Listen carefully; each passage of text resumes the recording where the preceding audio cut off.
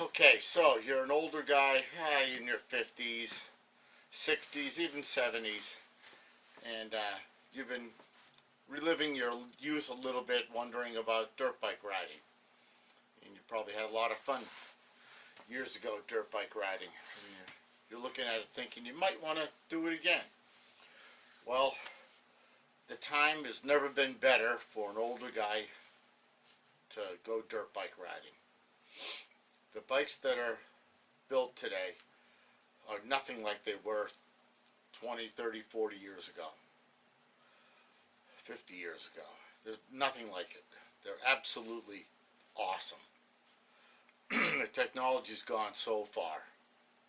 So if you're thinking about it and you have some health left, even if you have bad knees, we'll go over all the riding gear in this next episode. But if you're thinking about it all and you've worked your whole life hard, I'd say it's time.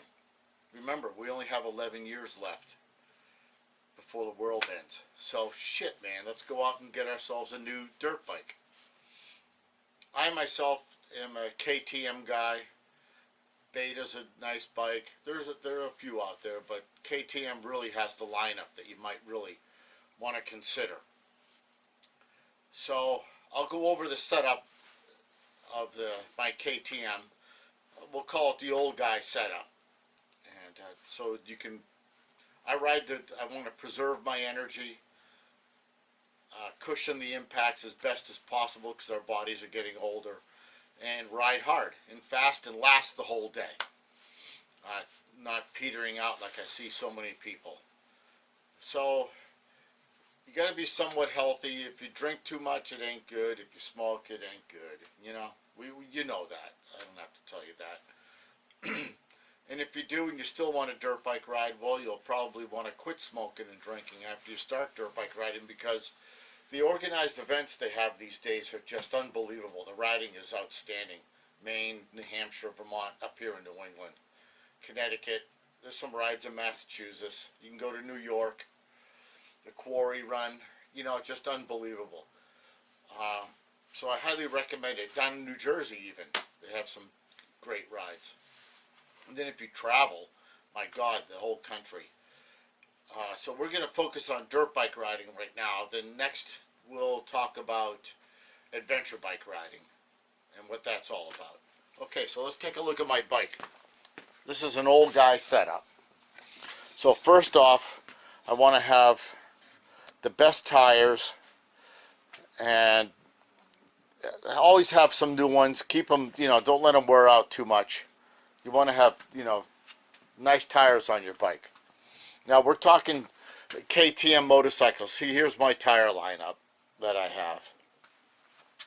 All different brands, from Pirelli to the new Tusk Recon to the tires I use the most, IRC, Bulk Enduros for New England. And I have used them for years. I sold them back in the early 80s. And they might have changed their composition a little bit, but they're a super nice tire. So this bike is a KTM 350 6 days from 2015. It's a real nice bike right off the showroom floor. And but of course, when you own it, you start modifying it and wanting to make it better and tune it. So that's what I've done. I've worn out the front disc, so I use braking disc. I have two sets of wheels. I have the stock wheels here and a set of Tusk wheels. So I have two sets of tires all ready to go at all times. I've had to protect it with carbon fiber guards here because of impacts from rocks, because I like to tailgate. So when I ride real close to someone, you're going to get showered with rocks. These bikes are powerful now, and they're spot on perfect running machines. I'm going to make my way from front to back. Here I put on a Honda steering dampener that they said doesn't fit, but it will fit. See, I extended my headlight out a little farther. And I put a high intensity bulb in. So that keeps the head shake down. What we used to call a shimmy dampener is now they have some other name for it. Anyway, it works good in rocky conditions. If you turn it up too high, too much resistance, it can tire you, and you can be kind of going wide in corners. So you have to adjust it properly. And if it's real rocky, you turn it up. If you're in nice trails and sweeping single track, you turn it way down. And it's easy to turn down right here. But a lot of times you just leave it alone. So the suspension's got to be set up for us older guys. I want it to work fully, and I want it soft and plush, a plush ride. No stiff suspensions. These forks weren't that great. Factory Connection tried to make them better. They didn't do very well. So I ended up with a Ray kit. It's an Italian modification. It fully modifies the forks. They work absolutely beautiful now. Although I will send them in to be, you know, some maintenance, oil change, maybe new seals, whatever it needs. So that part of the suspensive forks are pretty nice now. The rear shock, I have Factory Connection do it. This is a PDS no linkage. I like the no linkage. It seems like there's less friction, less drag. It works freer. And I kind of swear by it. I don't want to go back to a linkage. I've ridden linkages, suspensions for years. I really like this better. The engine is a really sweet running, nice engine stock. But I like to tinker, so I put a big bore kit in it that they said wouldn't fit. It was for the MX version, but it does fit. So then I tuned the throttle position sensor for the fuel injection, and I did a lot of modifications to the intake to get it to free flow and to keep the air in a column into the fuel injector, and it worked really well. I used two air filters, a regular filter, then I put a dust filter over it to keep the air clean, so there is a little more resistance. But I try to eliminate it with free flowing air intake. I have a full titanium exhaust. You always want to lighten the bike if possible. So I have a full FMF complete exhaust system. And it makes a difference. It's got this little bulb here, and you know, the cherry bomb or power bomb, something they call it. With the big bore kit, I put a Boyanson water pump for extra flow to keep the engine cool. It has a fan, and it does run. It does run in tight trails and in the woods quite a bit. Recluse clutch is a must for us old guys. It's an auto clutch. There's absolutely nothing like it. You can be in the wrong gear, turn the throttle, and power off. And if you're stuck on a hill, you can slowly ease the throttle in, and she'll pull, won't slip the tire. I can't speak highly enough of the auto clutch. With the auto clutch, I geared the bike up a couple teeth, not down, up, so it doesn't slip the tire so easily. It really does a nice job. You have to have it. The engine guard I put on is carbon fiber. It's I think they call it a P3 or something, and I'm looking, I might, with the soft suspension, you know, the water bars and all, and rocks, you slam them hard. If you ride at speed, you really slam a lot of stuff. So I'm thinking about installing this new guard I bought right here. This engine skid plate, engine guard. It's heavier, but it has a lot more protection, and I'm thinking I might need it, especially in the real rocky conditions. So, and I put the guard right here for the clutch cover. Here I have on the back is the new Tusk Recon hybrid tire, and it's outstanding traction. So if you're an old guy, you want to have that. You want to have outstanding traction. Really, you know, really nice. So us old guys, you know, we're gonna get tired a little faster, so you want to conserve your energy. So in that respect, I want to have it so I'm not absorbing too much hard shock from hitting bumps and rocks. So I have flex bars. These are These are Twisted Engineering carbon fiber bars. And look, you can see them flex. They flex all around. See it? And I have these X-Trig handlebar mounts that have a little flex in them too. It keeps the shock down. Because I used to run a tubeless setup in the tires. It's and I get tired of it. Too much maintenance. I'm working hard. I don't need to do extra maintenance on the bike. So I went back to tubes with tube saddles when I can fit them, when I can put them in, when I have them. And I run a little higher tire pressures.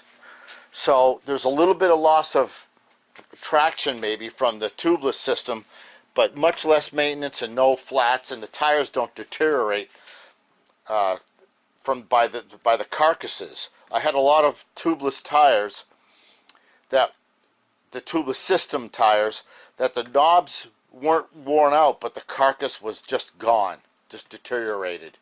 And you can't give them to someone to put tubes in because it'll puncture the tubes.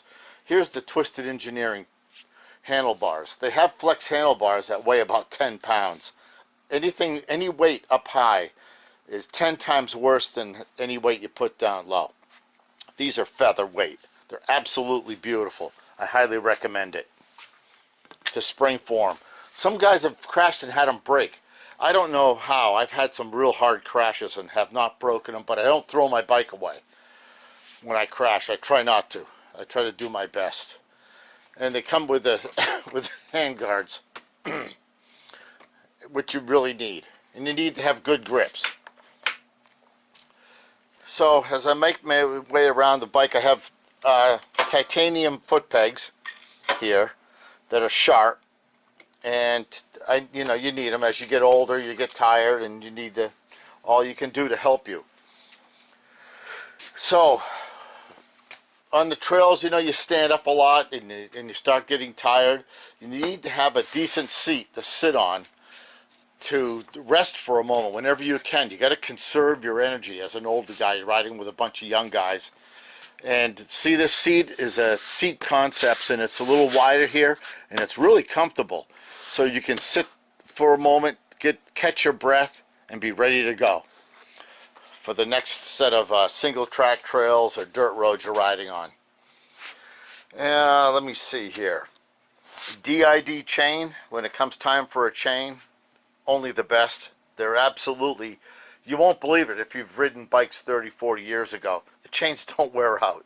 There's nothing like they used to be. I don't even carry a Master Link like we used to have to. The handling of these bikes are outstanding. There's absolutely nothing like it. You're one with the machine. You can haul ass down trails, especially if you used to ride years ago and were half decent. You will have a total blast. I totally encourage you, if you're thinking about dirt bike riding, go to the local KTM shop. Up here in New England, there's one in Portsmouth and there's one in Concord. Motorbikes Plus, the guys ride dirt bikes. You can go in there. They have all the sizes. They have the new 300 fuel injected 2-strokes to 250 fuel injected 2-strokes, a 500 4-stroke like this that's only about 10 pounds heavier. Unbelievable bikes, unbelievable machines. You won't regret it. You buy one of these, you'll be in heaven. You just won't believe it. Okay, so that's it for now. That's all I can think of anyway at this time. Yeah, I try to lighten the bike whenever I can. I got titanium axles in and things like that. Anything to lighten it. I do not want to make it heavier. There's a lot of things that you can bling, they call it, like trick your bike out, bling. And the parts are actually heavier than the stock parts. So don't go for that. And I've tried to add a little cooling here and there. See, here's a little bling part here, see? Pretty little holes and anodized aluminum. The titanium foot pegs I spoke of. Here's an extra filter I put on in case you're out in the back country and you stop at a gas station. Everything's muddy and dirty. I had a larger fuel tank on, the neck cracked, so I just put the stock one on. They're so efficient running that you don't really need an extra fuel tank. Larger fuel tank, that is. Add a little cooling fins here on the oil filter and down here at the oil pump. So a lot of little things you can do to make the bike, you know, just the way you want it, and enjoy it. So this is a 350 XCFW 6 days.